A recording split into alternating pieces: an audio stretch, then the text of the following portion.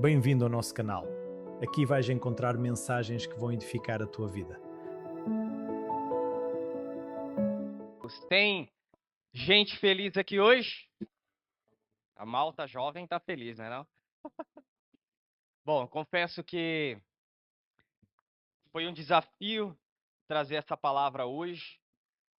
Eu tenho orado ao Senhor a semana toda, pedindo, Senhor, o que que o Senhor quer? O que que o Senhor deseja que eu pregue para a tua igreja? Irmãos, até o livro de Zacarias eu já li. Mas o Senhor, eu finalizei a mensagem de hoje. Era hoje, às 3 horas da manhã. E eu creio que o Senhor quer falar com a tua igreja. Amém? Ontem foi um dia atípico. Eu tirei para me dedicar, né, ao estudo da palavra. E o meio e o fim desse sermão não vinha. Por contrapartida, a Alana em casa passou muito mal. Foi melhorar, já era lá por volta das 3, 4 horas da tarde. Então nós entendemos que para estarmos aqui hoje ministrando, é porque Deus realmente quer entregar algo ao seu coração. Amém? Abra sua Bíblia comigo. No livro de Daniel, no capítulo 1, nós vamos ler dois. Daniel 1, capítulo 1, versículo 17. E depois, nós vamos ler Daniel, capítulo 10 e versículo 12. Amém? Se você puder, fique de pé. Vamos quebrar um pouco o protocolo. Vamos ler a palavra. Amém? Vamos quebrar um pouquinho o protocolo. Vamos ler a palavra do Senhor. Vamos orar juntos. Aproveitando a oportunidade que você está em pé, pegue no ombro do irmão que está do seu lado, pega. Pega com carinho, sacode ele aí, sacode, sacode mesmo. Pode sacudir e diz assim: hoje Deus te trouxe aqui para te sacudir, para te fazer romper. Amém? Então vamos ler a palavra juntos. Daniel, capítulo 1, versículo 17, diz assim. Capítulo 1, versículo 17. Ora, a estes 4 jovens, Deus deu o conhecimento e a inteligência em toda a cultura e sabedoria. Mas a Daniel deu inteligência para interpretar todo tipo de visões e sonhos. Amém? Capítulo 10, versículo 12. Então ele me disse: não tenha medo, Daniel, porque as tuas palavras foram ouvidas desde o primeiro dia em que você dispôs o coração a compreender e a se humilhar na presença do seu Deus. Foi por causa dessas suas palavras que eu vim. Amém? Pode fechar sua Bíblia, vamos orar ao Senhor. Pai, em nome de Jesus, nós oramos, Senhor, nesta manhã. Nós te agradecemos por estar na tua presença, por estar na tua casa. E desde o primeiro momento do culto, Pai, o Senhor vem ministrando aos nossos corações, o Senhor vem falando aos nossos corações sobre crer no invisível. Pai, nós pedimos que o Senhor derrame as tuas bênçãos, que o Senhor derrame a tua unção sobre nós nesta manhã. Que nós possamos sair daqui fortalecidos, que nós possamos sair daqui cheios da tua presença, transbordados, Pai. Senhor, me usa apenas como instrumento. Que não saia nada de mim que não venha de ti, Pai. Em nome de Jesus, assim nós oramos. Nós repreendemos, Pai, todo o mal, toda retaliação. Pai Santo, todo espírito mal, Senhor, toda distração do nosso meio, nós repreendemos em nome de Jesus. Que a sua palavra caia em terreno, Pai. Nos dê um coração atento, Pai, para ouvir a tua palavra. E assim nós oramos. Amém. Amém? Pode sentar, aplaudindo a Jesus, porque Ele é bom.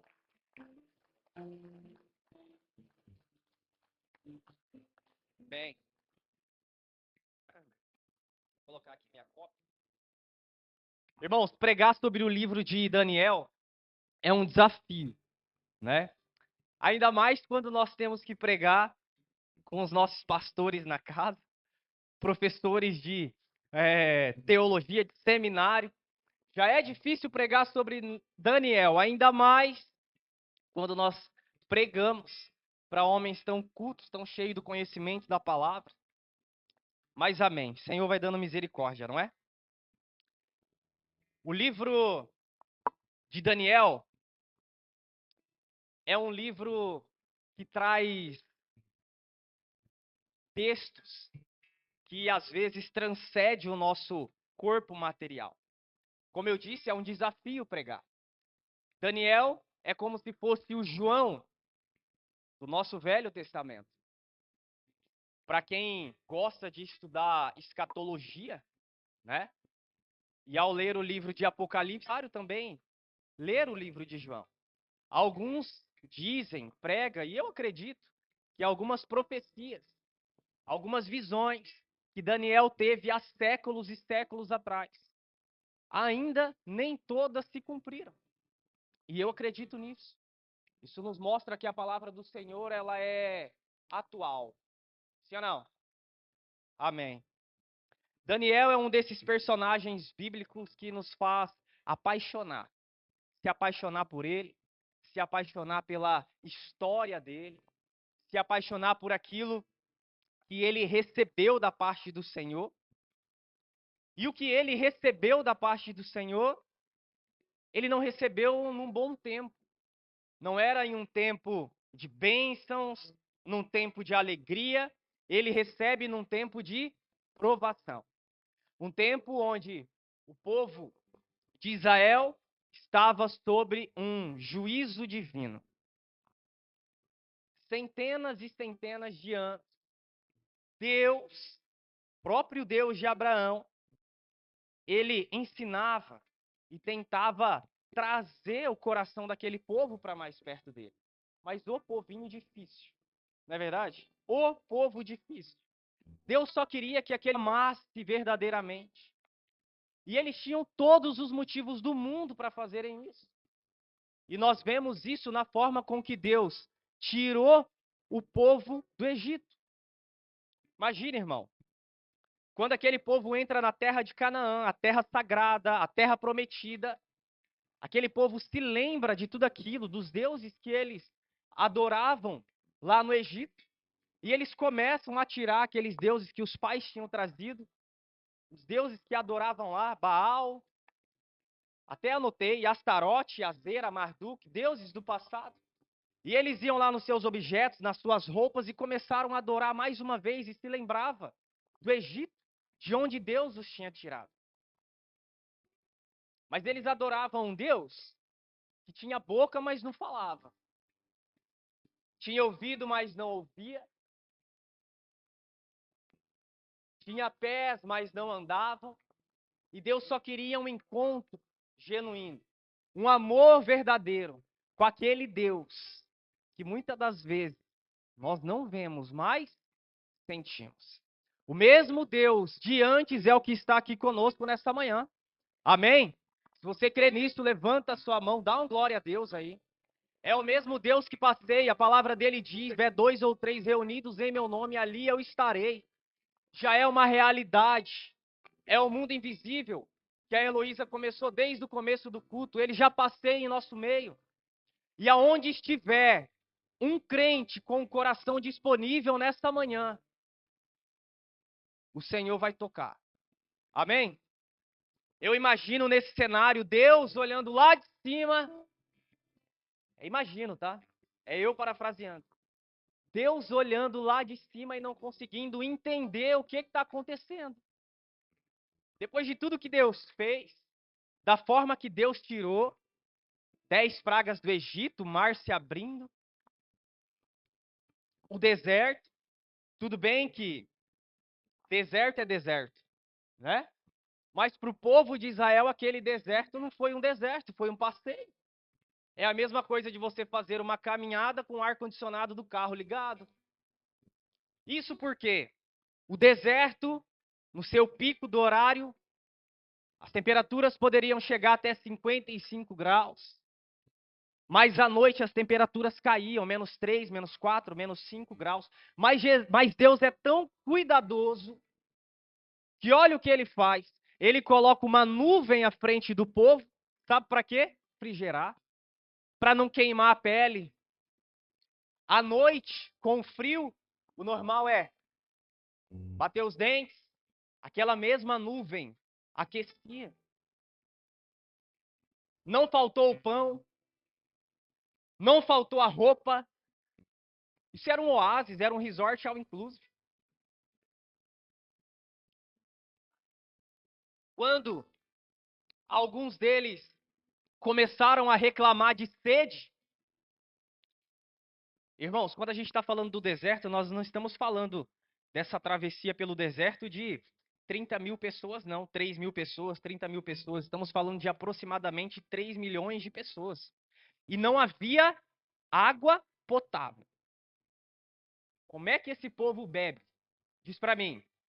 Quando começaram a levantar um murmurinho sobre estou com sede, o que Deus fez? Enviou uma rocha, conhecida como rocha de Meribá. Mas nós sabemos que rocha é essa, o próprio Paulo diz. Ele é a rocha que acompanhou o povo no deserto. Ele mesmo se declara, eu sou a fonte da água viva, quem bebeu dessa água nunca mais terá sede. Jesus estava lá em forma de rocha, dando água de beber, já nos ensinando que quando você tiver sede, irmão, você precisa ir buscar na rocha. Jesus. Ele está ali. Sabe que a Bíblia diz que enquanto aquele povo caminhava, a rocha seguia. E a Deus à frente na nuvem e a rocha atrás. Imagina. Quando você caminha na sua vida, se precisar de qualquer coisa, se tiver sede, é só olhar para o lado, com os olhos espirituais. A rocha está sempre ali para te dar água de beber. A água que mata a tua sede eternamente. Amém? Aquele povo não tinha motivos para reclamar. E eles entraram na terra de Canaã e eles viviam como bêbados ali. Tempo dos juízes. Como bêbados porque eles caíam e levantavam. Quando o povo se prostrava diante do Senhor, o Senhor tinha misericórdia daquele povo.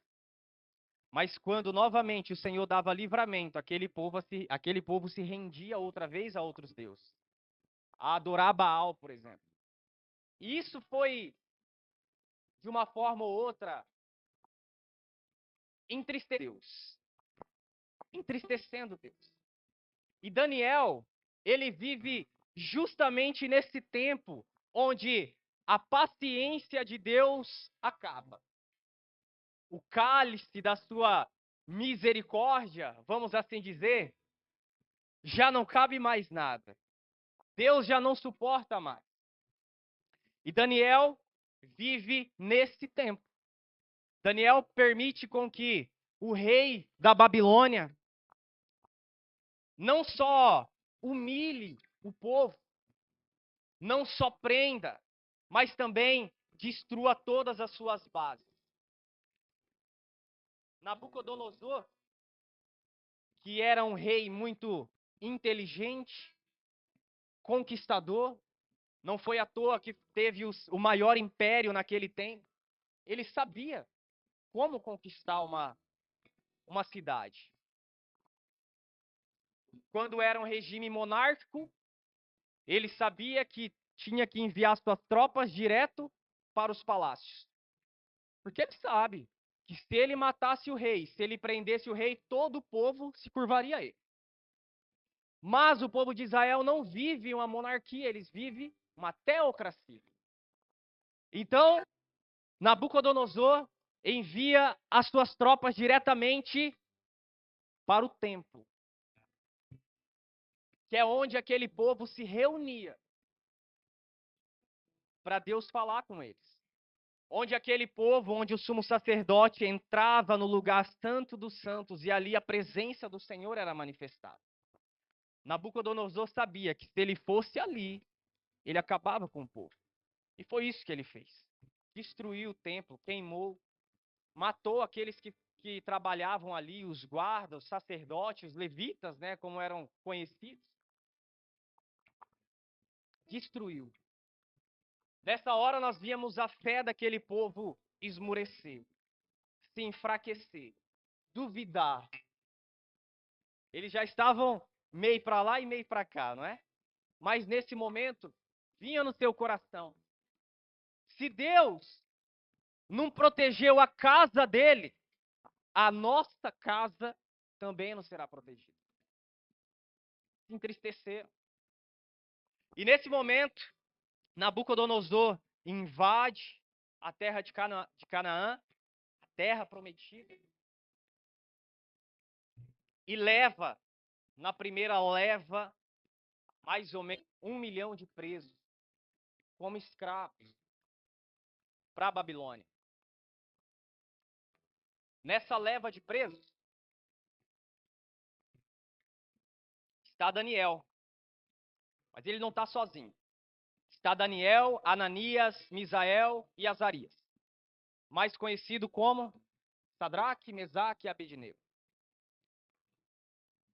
Para quem gosta de estudar um pouco a Bíblia, sabe que nós não devemos enfatizar esse nome de Sadraque, Mesaque e Abednego, porque esses nomes foram dados para esses jovens na Babilônia. São nomes que adoram a deuses babilônicos, enquanto que o nome deles, Azarias, Ananias, Misael e Azarias, adoram ao Deus Criador, ao Deus de Abraão. Só que esses jovens, esses homens, esses irmãos, eles são selecionados para trabalhar no palácio. Mas eles não foram selecionados à toa, eles foram selecionados porque eles vinham de uma linhagem real. Eles tinham sangue nobre, eram homens cultos, eram meninos estudados, estudavam a cultura, estudavam astrologia, ciências, que é o que se estudava antigamente. Mas a Bíblia diz que Deus deu a eles conhecimento, inteligência e sabedoria. Mas destaca Daniel dizendo que Deus deu a Daniel entendimento para interpretar visões e sonhos. Irmãos, eu vou parafrasear, ok? A ideia, Deus já tinha profetizado por meio do profeta Jeremias há anos atrás sobre 70 anos de escravidão. Estão comigo? Amém? Aí atrás, estão comigo? Amém? 70 anos de escravidão. E nesse momento Daniel está lá e ele decide não se contaminar com a comida que seria servida. E eu vou parafrasear, eu imagino Deus lá de cima. Eu imagino Gabriel, o anjo mensageiro. Senhor, olha ali embaixo. O quê? O povo. Eu já disse que é 70 anos de escravidão, deixa eles que estão em tratamento. Imagina. Mas de repente, não, mas tem um jovem ali que ele decidiu não se contar manjares do rei. Ele decidiu, então se ele decidiu isso, nós vamos honrar ele. Daniel chega no chefe dos eunucos, nós não queremos comer os manjares do rei, que é servido na Babilônia, que é servido para o rei. Nos serve apenas legumes. E o chefe dos eunucos olha, meu Deus, mas se eu servir isso para vocês, vocês vão estar derrubados. Vocês vão estar mais fracos, vão estar diferentes. E se o rei notar, eu posso morrer. Daniel, então faça um teste de 10 dias.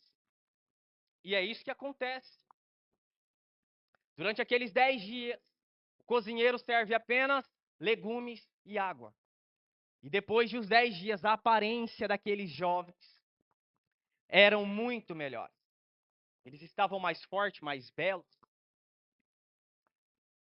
Trazendo para a nossa realidade, o que Deus deu para Daniel é algo que sai da nossa dimensão humana. mas faz parte da nossa essência. Faz parte daquilo que Deus colocou em nós quando nós fomos criados por Ele. O próprio Paulo disse isso sobre a igreja. Havia uma igreja, no tempo passado, a igreja de Corinto, que certa vez Paulo disse assim para ele: quando eu fui ter convosco, eu não fui com sublimidade de palavra ou de sabedoria humana, mas eu fui manifestação da graça, do poder de Deus. O que Deus deu a Daniel nada mais for do que o poder de Deus. Aquilo que nós sentimos, que arrepio, aquilo que nós não vemos, mas nós sabemos que existe. O que Deus deu para ele transcende o nosso entendimento humano, nos tira do nosso mundo material e nos leva a uma outra realidade, a uma realidade metafísica, vamos assim dizer, uma realidade paralela ao mundo espiritual, aquilo que nós chamamos de mundo espiritual. É o que a Heloísa disse desde o começo. É acreditar naquilo que a gente não vê, acreditar no invisível. E assim a nossa fé é ter a certeza daquela coisa, das coisas que não vemos. Amém? Deus nos deu, a todos os homens, sentidos. Sim ou não? Quais são eles? A visão, a audição, o olfato, o paladar e o tato. Hoje, eu só consegui sentir o cheiro da minha esposa por conta do meu olfato. Mais tarde, eu só vou experimentar a comida, só vou sentir o gosto por conta do paladar. Eu só consigo ver vocês tão bonitos hoje porque vocês, por conta da visão. Eu só consigo sentir a densidade desse púlpito por conta do tato. Isso é o que Deus deu para todos nós. É o que dá sentido ao mundo material, para que o nosso mundo que nós vivemos se torne uma realidade. Mas aos homens espirituais, Deus deu algo a mais, que eu posso chamar de sexto sentido. Algo a mais. Algo que a gente não vê, mas a gente sente. Algo que a gente não toca, mas a gente sabe que está lá. Deus deu isso aos homens espirituais. Aos normais, Deus deu 5 sentidos, mas os normais não estão aqui nessa manhã. Os espirituais estão aqui. Eu cresci na infância, né, indo para a EBD, que nós temos um corpo nós somos feitos de carne e temos o espírito. Mas a verdade é que eu posso ter aprendido da forma errada.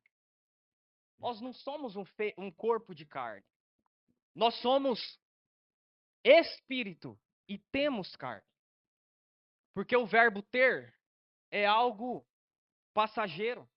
Hoje eu tenho essa roupa, mas amanhã eu posso não ter mais. Hoje eu tenho esse corpo, mas quando eu morrer, a terra vai consumir. Agora o teu espírito não. O teu espírito não. O teu espírito ele é eterno. Isso faz parte da nossa criação. Quando Deus nos criou lá atrás, Deus nos fez carne, barro, mas ele soprou o teu espírito. Nós somos seres espirituais. Às vezes nós temos medo, vamos assim dizer, do que é feito lá fora. Às vezes nós temos medo do que é feito nos terreiros, bruxaria, onde aquele povo recebe aquelas entidades. Mas a verdade é que o inferno, ele só copia e só distorce aquilo que Deus já colocou em nossa essência, que é o Espírito. A diferença é que lá ele só recebe e sai, e aqui o Espírito Santo não. Ele vem e ele mora dentro de você. Ele não só desce, ele desce e se aloja, ele desce e te transforma. Ele desce e faz morada ao próprio Espírito de Deus. Amém? Daniel recebe algo a mais, e talvez eu esteja pregando para uma igreja que parece com Daniel. Eu não sei porquê, mas o tempo todo eu estava em casa escrevendo essa mensagem, e eu escrevi 4 folhas. E a Alana é prova, tá aqui que não deixa eu mentir. Frente e verso. Resumi tudo isso aqui em uma. 2, vá. E o tempo todo, Deus ministrava no meu coração. Daniel pode ser a representatividade daquilo que o Senhor quer para a tua igreja. É muito cômodo, irmão. É muito cômodo quando nós viemos para o templo, mas nós não entramos no culto. É muito cômodo. Muito cômodo quando nós viemos aqui, cantamos louvores, batemos palmas, mas quando a gente sai da porta para fora, tudo isso acaba, tudo isso passa. O inferno adora isso. Adora. Sabe o que ele não gosta? Quando nós entendemos a quem nós devemos guerrear. Que a Bíblia diz que nós não devemos guerrear contra a nossa carne. Nós devemos guerrear contra quem? Principados e potestades. É uma guerra constante, é o tempo todo, é uma briga na mente. E Daniel recebeu isso do Senhor. Recebeu isso do Senhor, esse algo a mais. Esse arrepio que você sente. Essa vontade, às vezes, doida de pular. Igual ontem nós estávamos aqui entre os jovens. Às vezes a gente não se segura. Daniel recebeu isso. E a Bíblia diz que Daniel, ele prospera em tudo que ele faz no reino. E ali, outros que estavam com ele, faziam parte também, os ajudavam, começaram a invejar Daniel por conta de tanta sabedoria que Deus colocou em Daniel. Que Deus colocou em Daniel foi algo que, representado até no livro de Ezequiel, quando Deus vai tratar sobre Lúcifer, você por acaso é mais inteligente do que o meu servo Daniel? A inteligência de Daniel, que Deus deu para Daniel, não era coisa desse mundo. O que Deus deu para você não é coisa desse mundo. As pessoas podem tentar entender, mas não conseguem. É crer no invisível mesmo. É crer que, como a Heloísa disse no começo, o Deus invisível cura. O Deus invisível salva. O Deus invisível liberta. O Deus que não vemos, mas ele tem boca e ele fala, ele tem ouvidos e ele ouve. É o Deus invisível. E ele é imutável, ele não mudou. É o mesmo que enquanto você levanta sua mão e adora, ele pode curar você, ele pode libertar você de todo vício. Ele pode trazer salvação para a tua casa, para a tua família, aquilo que nós não vemos. Você crê nessa palavra, levanta sua mão para receber. Ele é o Deus que nós não vemos, mas Deus deu o que eu chamo de sexto sentido para perceber quando ele quer atuar no nosso meio. E nós temos vivido como igreja um tempo diferente, irmão.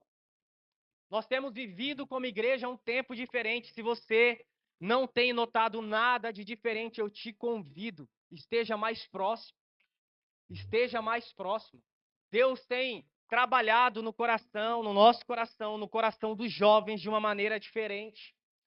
Toda quarta-feira nós estamos aqui reunidos e o Senhor tem falado aos nossos corações. O Senhor tem trazido salvação para famílias. O Senhor tem trazido arrependimento. O Senhor tem trazido transformação no grupo de jovens. Jovens que tinham vícios que hoje já não praticam mais. Jovens que reclamavam que hoje não faz mais. Hoje, isso está acontecendo. E o convite é só 1 horinha por semana. É só 1 hora. Quantas horas do dia nós nos dedicamos ao nosso trabalho, ao nosso serviço, aos nossos afazeres? Será que desse tempo todo não conseguimos estar 1 hora como igreja reunidos, orando ao Senhor? Irmãos, como eu disse, vamos aguçar o nosso sexto sentido, o nosso mundo espiritual sobre nós. É muito cômodo quando nós tenhamos uma vida normal, é muito cômodo, mas está na hora de nós, como igreja, irmos um pouco mais profundo. Águas no tornozelo, mas daqui a pouco, águas no joelho. Daqui a pouco, águas nos ombros. Daqui a pouco, águas que nós não conseguimos mais a nada. A ponto de chegarmos na presença do Senhor, como lá no Velho Testamento, quando o sumo sacerdote entrava no lugar santo do santo, a glória de Deus era tão grande que ele não conseguia sair de lá andando, caminhando. Ele tinha que entrar com sinos amarrado no seu quê. Quando a presença de Deus era manifestada, o nosso corpo físico não suporta. O nosso corpo físico não aguenta. Águas profundas, a ponto de nós entrarmos nessa igreja e sermos impactados pela glória do Senhor, pela unção do Senhor, pelo poder do Senhor. Como Paulo disse, não em palavras de sabedoria, mas em poder de Deus. Em poder de Deus. Eles tentaram criar algo para Daniel, porque Daniel estava prosperando no reino. Assim foi com Nabucodonosor, assim como foi com seu sucessor, o seu filho, Beltesazar, se não me falha a memória, e depois com Dário, que gostava muito de Daniel. Mas o que eles encontraram em Daniel? Nada. Nada que poderia incriminar. Então, onde eles foram? Mais uma vez na base de Daniel. Onde era a base? Assim como foi lá com o povo judeu, quando Nabucodonosor toma a base e o seu templo, eles foram buscar algo em Daniel aonde? Na sua base. Onde é que ele estava consolidado? Na pedra. Jesus, ele estava consolidado no Senhor. Vamos procurar então algo na lei desse Deus que ele serve. Então, costume de Daniel, orar 3 vezes ao dia. E nesse momento, aqueles homens estão ali espreitando e encontra Daniel fazendo o quê? Orando. E eles logo chegam no rei e diz: rei, não é certo que fizemos um decreto durante 30 dias que nenhum homem poderia buscar ou perguntar para nenhum homem ou nenhum Deus a não ser o Senhor? O rei, é certo. Então eles disseram: Daniel estava buscando no Deus dele. É certo que no decreto diz: se buscar, lança na cova. Dário, a Bíblia diz que o rei Dário entristeceu porque ele era amigo de Daniel. Mas ele manda Daniel para as covas, para a cova dos leões. Irmãos, atente o coração. Quando Dário lança Daniel na cova dos leões, Dário diz assim, minha forma de dizer: espero que o seu Deus te livre. Daniel é lançado na cova. No outro dia, Dário, que não consegue dormir, vai logo cedo lá na cova perguntar se Daniel está bem. Logo quando ele chega lá: Daniel, o seu Deus te livrou. Daniel responde: Daniel responde: oi, estou aqui. Deus enviou o seu anjo que fechou a boca dos leões. Meu irmão, Deus nos deu,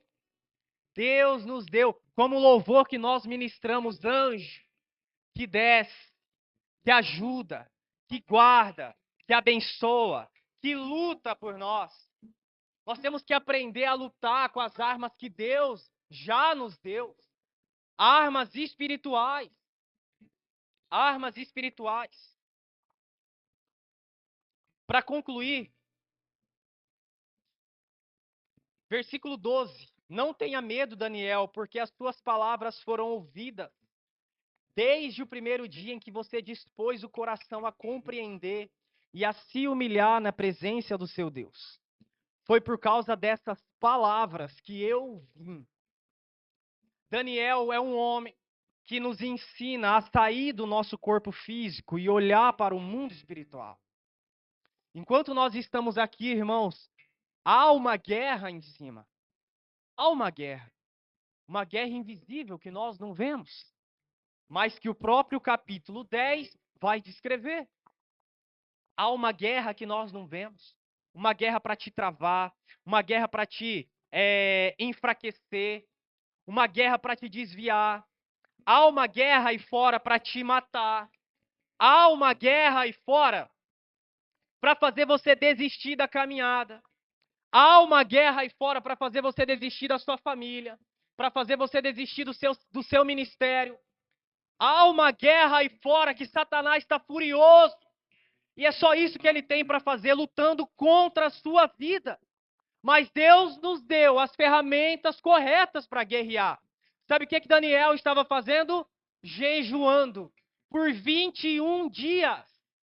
21 dias de jejum. E a Bíblia diz que ele não comeu nenhuma carne.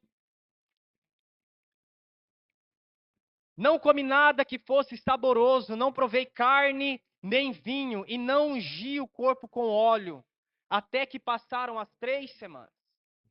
E Daniel, ele está à beira do rio, e ele olha para cima, e ele tem uma visão. Visão. A Bíblia diz que os homens que estavam com ele, detalhe, Daniel não estava orando, Daniel estava jejuando há 21 dias. Irmão, nós sabemos o poder que tem um jejum. Assim como for com a rainha Esther, para mudar todo um decreto. Jejum. Daniel, jejum. Daniel estava jejuando por 21 dias. A Bíblia diz que os homens que estavam com ele, quando viram aquilo, vou melhorar.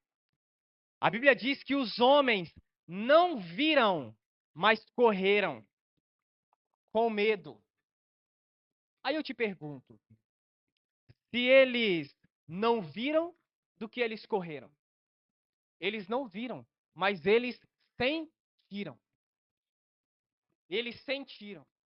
O entendimento que Daniel deu sobre o mundo espiritual, aqueles homens, as pessoas normais que não estão aqui, não viram, mas sentiram.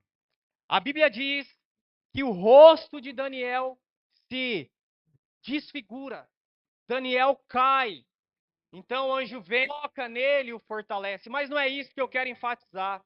O que eu quero enfatizar é que enquanto Daniel orava, enquanto Daniel jejuava, o Senhor trouxe vitória para Daniel. E eu vou parafrasear no meu pensamento, porque a minha mente vai a... Eu fico imaginando isso, meu Deus. Eu imagino Deus lá de cima chamando Gabriel, que era um anjo que já tinha estado com Daniel outras vezes. Gabriel, vai lá no Daniel que ele está precisando de resposta. Vai lá para o Daniel que ele está precisando de resposta. Aí, Gabriel sai. De repente, Deus nota e chama, sabe quem? Miguel. E Miguel diz, cadê Gabriel que não voltou ainda? Senhor, ele saiu tem 21 dias. E até agora não voltou. Deus, com a sua majestade, sabe, está em todos os lugares. Ele só dá um grito. E ele aciona o seu arcanjo, o seu general de guerra. E ele diz assim, Miguel! E eu fui pesquisar o que significa Miguel. E a palavra Miguel, hebraico, traduzida, ela quer dizer quem é como Deus. E isso me faz lembrar do profeta Isaías, lá atrás. Quando Lúcifer, que era inteligente, levou uma terça parte dos anjos com ele. Lúcifer diz assim, por que Deus teria anjos de guerra se até então ele não tinha inimigos? Mas Lúcifer, lá atrás, no livro de Isaías, capítulo 23, se não me falha a memória, Lúcifer diz assim, subirei ao céu as mais altas estrelas. Estabelecerei o meu trono e serei como o Altíssimo. Deus olha e diz: Miguel, Miguel. Sopro do Senhor cria um anjo de guerra que diz: quem é como Deus? E é esse arcanjo, é esse anjo de batalha que Deus envia para um homem que a Bíblia o trata como homem amado. Daniel, igreja amada. Miguel, esse anjo desce e ele encontra com o anjo mensageiro. E quando esse anjo, a gente sabe, quem já serviu o exército, sabe disso. Você é treinado para ou mandar ou obedecer, não tem outra coisa. Esse anjo de guerra do Senhor é assim, se Deus manda, ele vai e faz. Porque nada para de pé diante do poder de Deus. A Bíblia diz, capítulo 10, versículo 12, versículo 13. O príncipe do reino da Pérsia me resistiu durante 21 dias. Porém, Miguel, um dos príncipes mais importantes, veio me ajudar e eu fiquei ali com os reis da Pérsia. Irmão, quando você ora, quando você jejua, eu estou falando de batalha espiritual. Não tem reino, não tem principado, não tem potestade que resiste ao poder do Senhor.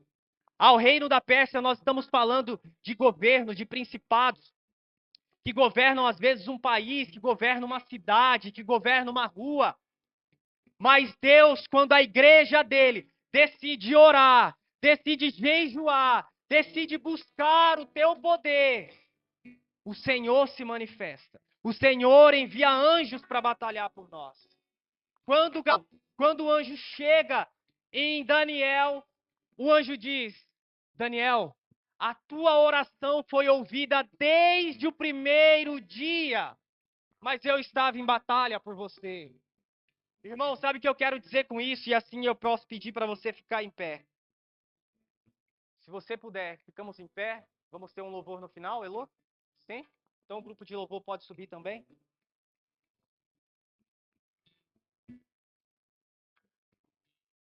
Irmão, quando a igreja de Deus, quando a igreja do Senhor decide ficar de pé como um exército, não há principado, não há potestade, não há opressão sobre a cidade que resista. Quando Deus quer fazer, quando Deus quer agir, Deus faz, Deus age, Deus ouve.